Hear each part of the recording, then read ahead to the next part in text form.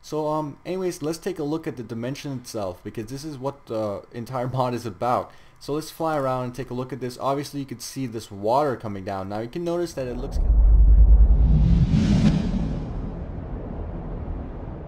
Hello guys, and welcome back to another Minecraft mod review. Today we're going to be checking out part 2 of the Eternal Frost mod. If you missed part 1, which explains all the items and blocks associated with this mod, as well as all the cool armor, you better go check that out. If you're on mobile, the link is in the description. But for now, here's a little preview of that. Let's see if we can use a snow roller. Yes, you could toss snowballs underwater, because that makes completely more sense than placing ice. Okay, great. It's like the freaking snowblower, but on steroids! Okay, so in part 2, we're going to be checking out the dimension, dungeons, and mobs associated with this mod. First things first, we want to craft something called the Ice Obsidian. Now to craft the Ice Obsidian, all you need to do is place the Obsidian at the center of your crafting table and place the snow on the sides like so, and you get what's called the Ice Obsidian. Now you need to make the portal out of your Ice Obsidian, just like you'll be making your nether portal out of Obsidian. Now once you have that and your portal crafted, you'll need to get something called the flint and diamond to actually ignite your portal. So here we go, we have some flint, we have some diamond. You know, it's not very costly, but you know, it's very hard to find all these items if you just start the game. So, you know, it's very rewarding in a sense. Anyways, let's get back into the actual mod. So once you have that, you get the flint and diamond. Now, the flint and diamond basically just acts as the flint and steel on a normal nether portal, and you can only light this portal using the flint and diamond, just like that, and you get this awesome blue portal. Now let's go in. Okay guys, so here we are in the Eternal Frost dimension. Now before we take a look around, let's take a look at the mobs. Now first off, we have the ice cube, which is just like the Mammoth cube except retextured. It looks very cool. It's actually small when I spawned in. There's its face. And when you kill this, you get some, better, rewards instead of just killing the normal magma cube, because you actually get resources and stuff you'll need to build tools and weapons and whatnot. But let's move on to the glaze. The glaze is just like the blaze, even though I've never actually seen actual blaze in the vanilla Minecraft. This actually looks pretty cool and very scary. It shoots, I believe, fire at you, or that blue type of fire you see around us, but it looks very cool, just retextured once again. Here we have the ice pig zombie, just a retextured zombie pigman. You know, basically those are just self-explanatory. Here we have a furry boar, which is just like the pig in Minecraft, except it's have a furry like texture because of this cold dimension. It really matches it. Also has this awesome looking boars in the front of its face, looking like a testificate kind of. Well, I don't know, not really, but anyways, we have here the Frostbite Spider, which is just like the normal spider, except it has these green lines instead of like white, and it's actually white and green instead of black and white, and it has blue eyes instead of red eyes. So, retextured into a different color. Here we have the Queen Spider, which is one of the bosses available in this game. One cool thing about the Queen Spider is that when you're battling it, it actually summons Frostbite Spiders, which makes it a lot more difficult to kill it. The Queen Spider could be found in the dungeons, and it's not really found out in the open like this. But there's two types of bosses in this game, including the Queen Spider, and I believe it's the Frost Knight. I'm not really sure about that, because I can actually spawn him in, because he lags on my game and crashes the entire world, and I can't even come back into the world because of him. So I hate him, and he's actually a really good boss if he's going to crash my game. Now another cool thing is that when you're fighting one of the bosses, they actually play like a music disc when you're close to the mob. So it's very cool when you're fighting either or bosses, and you get two different CDs, so it's also very cool. It's like an orchestra type epic music that gives you an awesome battling feel when you're fighting the mob bosses. Next we have the Cold Creeper, which is just like a white version of the original green creeper that's available in the overworld, and it explodes very similarly, and it's just very cool looking. I guess it's just white, and it looks like fur kind of ish, but I'm just taking this review of the Cold Creeper way too far. It's just a freaking regular creeper. But anyways, moving on, we have the Scarab. Now I'm not even sure if these guys attack you, because I'm on creative mode, but let me just change here. Hopefully the Cold Creeper doesn't blow me up. And yeah, it doesn't seem like these guys are gonna attack me, so they're peaceful, and they do like hop around like scarabs. I believe scarabs is actually a real type of animal in like the real world, not in like the real Minecraft world, because yeah, you basically get that. It's like a small type of I want to say like the silverfish, but they're peaceful silverfish, and when you kill them, you do get items from them. Okay, so next we have the snow owl, which is very self-explanatory. It just looks like an owl, but it's sitting down, has those eyes, and you can see it kind of a beakish, but not really, and it likes to sit on the ground instead of flying or something. I'm not even sure if it flies, but it looks very cool indeed, and it's just like a white version of an owl. So yeah, a snow owl. Okay, moving on, even though I can't show you guys the Cold Knight, which is one of the bosses available in this mod, except the Queen Spider, I can show you guys the minions that the Cold Knight spawns. And this is actually one of the minions, or well, this is actually the only minion that he spawns, but he spawns a bunch of them in the dungeon that he is found in. And basically, guys, they look like the guy from Metal Gear Solid. I believe his name is, I don't want to offend anyone if you guys are a fan, but I believe it's Snake or something like that. And he has an eye patch, very cool, a sword. He actually has a powerful sword, you know, for the, you know, concept of this mod. So yeah, pretty much a challenge if you're going to battle one of these guys. Okay, let's move on. Here we have the horned goat, which is very self-explanatory. It has a horn on the actual goat, and this actually replaces the sheep in this dimension and also drops wool. Here we have the non-horned goat, which is just like a baby version of the horned goat. And here we have the woolly mammoth, which is actually a completely new addition into the game. Well, you know, the horned goat and the non-horned goat is actually a new addition as well, but this is actually a huge addition. You get it because it's a big woolly mammoth. But anyways, he drops pelt and some type of meat. I'm not even sure what it is. I'm not going to bother killing him because, you know, I didn't do that for any of the other mobs, and I just want to be equal and fair to everyone.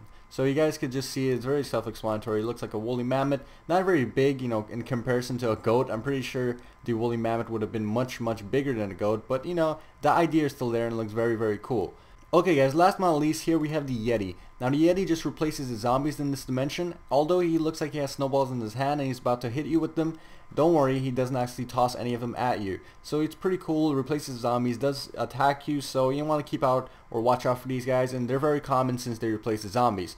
Now that basically wraps up the mobs. Now let's take a look at the other stuff in this dimension. Okay, yeah, so the dungeons in this game can be found by finding these dungeon blocks, which I have in my hand.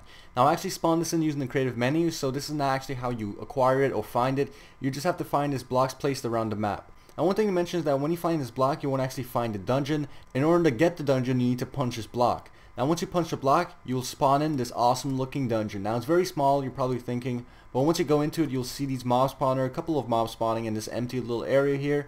Basically guys, it's very cool because you have to defeat all of these mobs, either by you know, obviously killing them and then destroying their mob spawners. Once you do that, let's get all 4 of them. Now once you destroy all of them, you get this new block, which is just a extension of the dungeon. This means that you've successfully conquered the first level and you need to move on to the second level. Now once you punch this block, you'll open up the second part of the dungeon, which is actually a library. Now also you get this chest at the center, you know, random stuff like food and whatnot, but in this one it only has food and, you know, those special items, but sometimes you get weapons and armor and certain random gifts, I guess you could say, rewards for conquering level 1. Now once you go into the library, you just go upstairs like so, and you have these other mob spawners. You want to destroy that. These are actually Frostbite Spiders this time, so destroy that one, and you get the last one up here, and you actually have to hit that one. Here we go. And once you hit that one, you get this new block. Now I'm not going to actually punch that block because that one actually spawns in the Coal Knight or sometimes the Queen Spider, but if I punch it and it happens to spawn the Coal Knight, my game will freeze and crash. I don't know, that's just me, but it doesn't allow me to spawn the Coal Knight because for some unknown reason. But basically when you do that, it opens up the last level of the dungeons, and it's actually a huge like section of the dungeon depending on what your boss is. And it looks very cool, so you guys want to definitely check that out if you're downloading the mod, because I didn't get a chance to show you guys because of my computer. I'm really sorry about that, but yeah. So anyways, let's take a look at the dimension itself, because this is what the entire mod is about. So let's fly around and take a look at this. Obviously you could see this water coming down. Now you can notice that it looks kind of green. Now the reason for that being is not actually water. It's a deadly type of water, or you could call it poison water if you will. But basically guys, it acts as lava, so once you step in it, you take damage instantly. Now if you look around here, we have these coal glowstone or frozen glowstone, whatever they call it. If you guys watch part 1, you'll understand. And here we have a dungeon block, which actually I've never actually seen one, you know, spawn naturally, but there's one. And yeah, so let's just take a look around. Let me just fly around. You guys could just, you know, enjoy the scenery or enjoy the view. Now one thing I like about this is that, you know, it is the opposite of the nether, so everything is, instead of red, it's blue, and instead of lava, it's water. But you know, the water acts as lava. And let me actually travel a little bit further because I don't want to keep circling the same spot. But yeah, once it loads, you guys can see it's really like cool looking. You know, it's awesome because there's water below us, there's a ceiling above us, there's these awesome floating islands. Here's another dungeon block, and I'm sorry if I'm not loading up fast enough, but that's just my computer. So yeah, if you guys want to check out this mod, it's a very cool mod. Now before I go, I actually want to show you guys one more thing. I just need to get away from all these mobs. Now if I just get off of my creative mode, here we go, I go into survival mode, you'll see that I have a new bar over my hunger bar, and it's called the hyperthermia bar. Now what that bar does is that once I am like once the bar is completely gray or not filled, I am freezing or I have hypothermia going on. Now in order to refill that bar, I need to go next to those blue flames, and that's what the blue flames are for. Now if I go next to blue flames without getting killed by those spiders, it basically just warms my body. Now one thing to mention is that you do not want to go into the flame because that will obviously burn you. You just want to go next to it, and you can see the bar going back up. Now when the bar goes back up, you're all good, and it lasts for about, I want to say 5, 10, I'm not even sure, I was in creative mode. But yeah, that's basically the Eternal Frost mod, guys. And now last but not least, I want to show you guys the lava water, which I just call it lava water. But let me actually go back into my creative mode to show you guys the comparison with this to normal water. Now here we have a normal water bucket, and you can actually pick up this water, this deadly water, using a crystal bucket. So let's take the crystal bucket of filled water and place that down. Let's try to get away from that. And here we have the normal bucket. As you can see, it's two different colors. Now this one's green and this one's blue. Now I do have a texture pack on called the Good Morning texture pack, I believe. I'm not sure what it is, but I do have a texture pack on. This is actually a dark blue, and this is a light blue, you know, the original, and everything else is the normal, but I'm not sure why water is different. But anyways, that's basically that. So if I walk in here, actually let me go into game mode, survival or 0. I walk in the water just fine. I walk in here, I instantly take damage. So anyways guys, that was the Eternal Frost mod. Now they actually have these awesome looking pillars which you could get the, you know, crystal shards from. You know, if you guys wanted to know what that was, seeing it in the background before I ended out the video. Oh my god, holy shit. And you know, spires do take damage from that fire. I don't know why I can't move. And we also have the snowbark trees, which I mentioned in part 1 if you guys were wondering what that was. And if I walk in the fire, I actually take damage as well. Okay, so that basically wraps up part 2 of the Eternal Frost mod. If you guys missed part 1, which explains all of the blocks, items, tools, foods, and other sorts of things added into this mod that I did not mention in this video, remember to check that out. The link's in the description. Also, if you liked the video, remember to take 1 second to drop a like or a comment. And if you're new to my channel, remember to hit the subscribe button to see more videos from me. This is Team Twist, and I'll see you later.